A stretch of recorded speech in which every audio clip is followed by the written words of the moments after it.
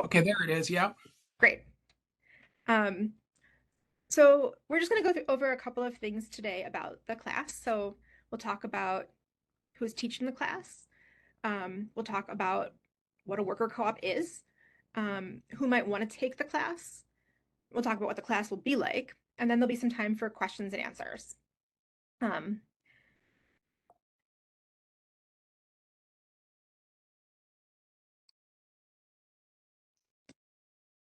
Um, I'll be presenting today. My name is Rec. I'm a staff member at Madison Workers Cooperative, also known as MadWork. I'll be the administrative coordinator for the class, so I'll be doing a lot of like the behind the scenes work for the class. And MadWork is a peer network of worker cooperatives in Madison. It was started by worker cooperatives in about 2009 to provide support to each other. And it is governed by members of worker cooperatives. So our goal really is to support the existence of worker-owned businesses, and to support not just the creation of new ones, but to support like continued success for existing businesses. So as the administrative coordinator, I'm the person who can sort of answer questions about like logistics of the class. The lead instructor in the classroom will be Charity Schmidt, who works for the Madison Cooperative Development Coalition, and also through that for the UW Center for Cooperatives. So the Madison Cooperative Development Coalition is, as we were just mentioning, the city of Madison has an initiative to support the development of worker co-ops as a means to address racial and economic wealth gaps in Madison. And the UW Center for Cooperatives is a cooperative research center that is one of the few in the nation, as far as I understand it, based at the University of Wisconsin here in Madison. So we're very lucky to have them as a resource locally too.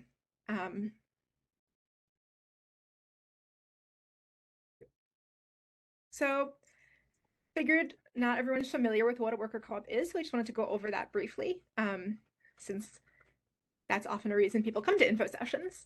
So this is a sort of basic definition. There are lots of very complicated, like multi-page definitions available. But basically, at its core, a worker co-op is a business that's owned by the workers and operated democratically by the workers, who are called the members of the co-op or the worker owners. Um, Worker co-ops, like all cooperatives, follow the cooperative principles of the International Cooperative Alliance. So those are 7 principles that are agreed upon by co-ops all around the world. So if you go anywhere in the world and something is a co-op, they're following the same basic principles. Those show up in very different ways in different sectors, in different countries, but those are always part of what a co-op is. A worker co-op is primarily controlled by the workers. So there could be other types of members, like maybe consumer members or I'm blanking on the other type of member that I was thinking of, but like there could be other types of members, but the workers need to be the ones who have a controlling interest, and offers opportunities for people to become owners. And so it doesn't have to be an automatic thing. Sometimes there's a period of maybe like a sort of almost probationary type period. There might be a certain amount of money that you needed to put in to buy your share of the cooperative. But a key difference between worker co-ops and other forms of employee ownership is the democratic operation of the business. So often that's framed as one worker, one vote.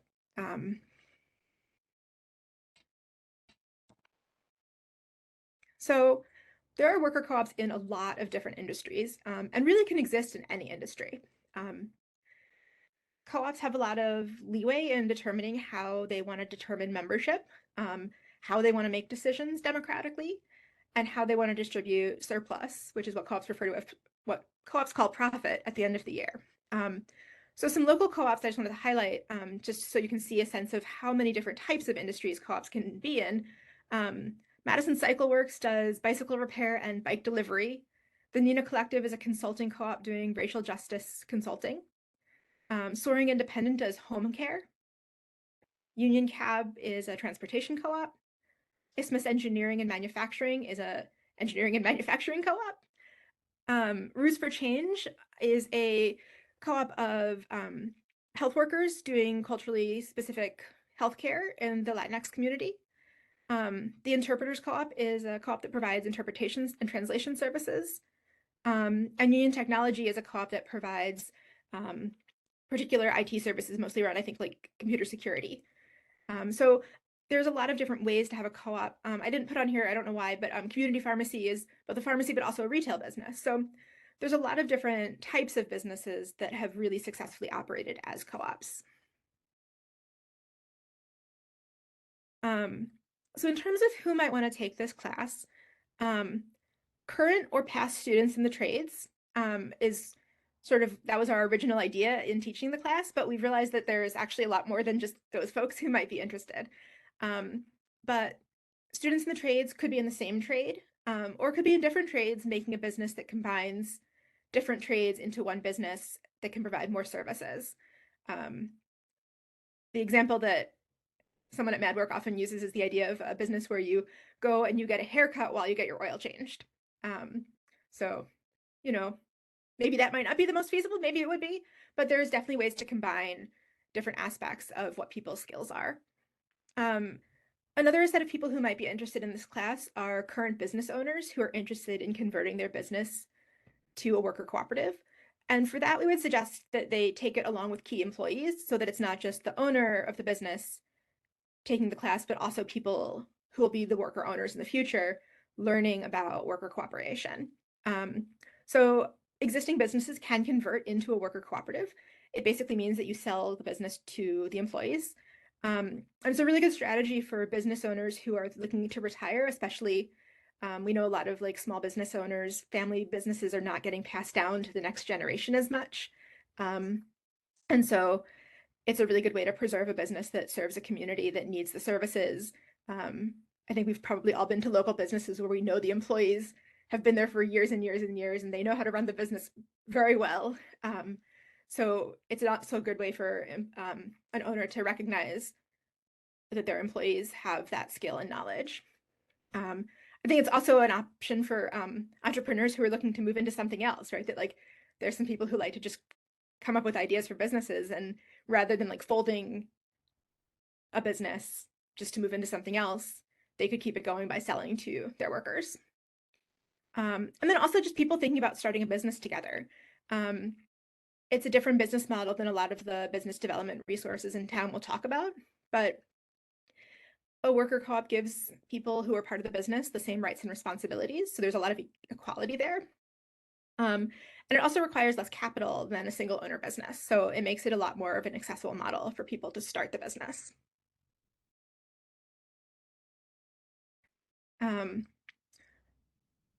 So to me, this is the exciting part, which is what will the class be like?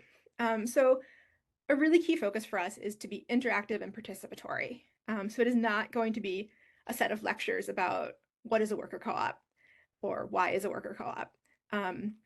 We will have group activities.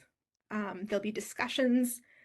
Most sessions will have at least one, if not more than one, guest speaker. And that will range anything from like, you know, a legal expert to also just existing worker owners talking about their own experiences and things they've learned, things that they find valuable about worker co-ops, things that they think they would have liked to have known maybe before they joined a worker co-op.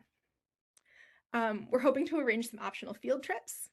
And we really want to focus on the needs and desires of the people who are in the class.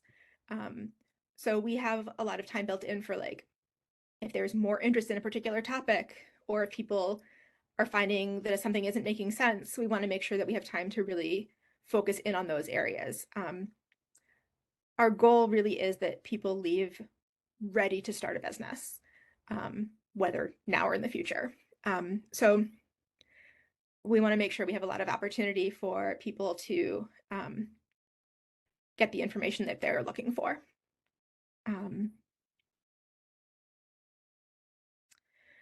The core of the class is going to be that it's practicum based. So students will be in small groups building an entire business plan for a hypothetical co-op. It could become a real co-op. So often like when people do co-op development work, they sort of focus a lot on like the bylaws and maybe like how to get the money to do it. But we're going to really make sure that we include things like sales model, decision making, practice with conflict, because those are also parts of running a cooperative. It's not just having like your bylaws and a business plan with some like ideas for where money's going to come from. You actually have to really consider how you want to work together. And so we want to make sure that groups have some practice with that.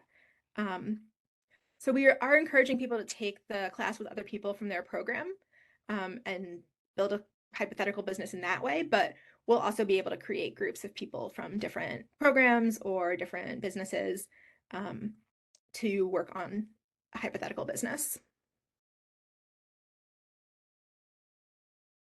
So there will be some homework. The homework will be readings and podcasts and videos that are online and free. And it's not graded homework. It's more of a way to both make sure that we can see what folks are gaining from the class or what questions people have, but also we've drawn from a lot of different sources so that students who take the class will really know what the different resources are once the class is over. So, we know that once you start a business, that's like really only the beginning, right? That like you've started, but there's still going to be more questions. Like, the first year goes by and you'll have questions about like, what do we need to do to close our books? Or the first conflict will come up and you'll have questions about, okay, we thought we knew how to handle conflict and we realized that what we were doing was not working. So we really want to make sure that you have options for where to find more resources after the class. We'll also have time in the class to have opportunities for small groups to work together on their projects.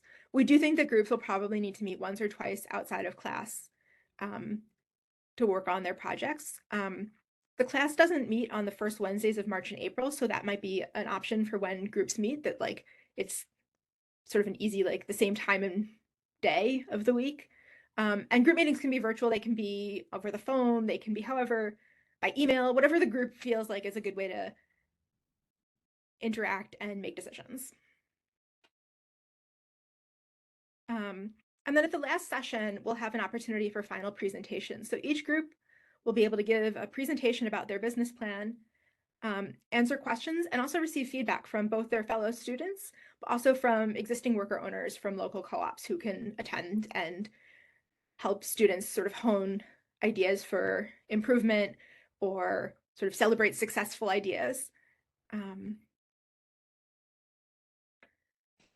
Just logistically, there are 8 sessions over the course of 10 weeks from February 15th to April 19th. It will be on Wednesdays from 6 to 8 p.m. at Truex. We'll consider a different time in the future if it seems like that time doesn't work for folks. It's very hard to choose a date and time. There's like always some people who are free on Wednesdays and some people who aren't free on Wednesdays. There'll be some small group meeting times probably. And then each week we'll have a different topic. So there'll be a week focused on legal issues, a week focused on decision making. We'll talk about marketing, finance. And again, we'll have guest speakers on those topics. So it won't just be like Charity talking about finance. We'll actually be having someone come in from one of the bookkeeping co-ops to talk about best practices for cooperative bookkeeping. Or we won't just be like sharing printouts of bylaws. We'll actually have one of the lawyers in town or 2 of the lawyers in town who work with co-ops come in and be able to answer some questions. So we do have a little bit of time for questions and answers if you have any of those, but I also included our contact info here in case you want to follow up with questions after the fact. One note is that I do have the Madison Cooperative Development Coalition website on here. It is down today, but it will be up again. Or at least I think it's down today. I can't get it to load today. So did you have any questions? Well, you kind of semi answered one of the questions I had. So, are you going to cover like? So it sounds like you are going to cover like the role that lawyers and or paralegals can play in cooperative development. Yes. And also help people find some of those resources because it is sometimes a little harder to find resources for cooperatives, right? There's a lot of lawyers and other specialized professionals who aren't as familiar with the cooperative model. And so, yeah, we definitely want to make sure that people get to talk to lawyers who are actually familiar with how cooperatives operate and what the legal considerations are. Yeah, Rosebud's completely retired. He is, yeah, which is very, I mean, it's very great for him. I'm sure he is very excited. But it is very sad for the community as a whole. But there are a couple of folks in town there's some folks who he's been training at the firm that he ended up with. And there's also some other folks in town who have been slowly picking up bits of cooperative law or who are interested in focusing on cooperative law. So hopefully we'll have like a sort of period of like a little bit of a dip, and then we'll have like a big burst of knowledge and support.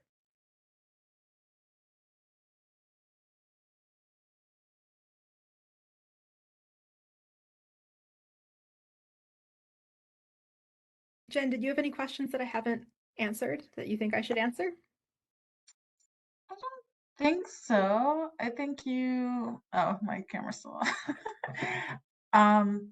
I think you covered everything well. Like obviously Fred has a very specific um occupation in mind. So as long as he doesn't have any more questions, then I think we're okay. Well, was there anybody else left here in the room? No. I did have another question I wanted to ask. Are you going to cover how undocumented workers can form cooperatives? So we're not gonna necessarily like focus on that as part of a session, but if there's interest in that topic, we can definitely address it.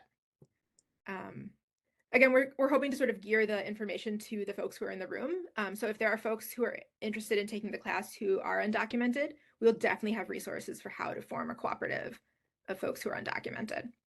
Yeah, because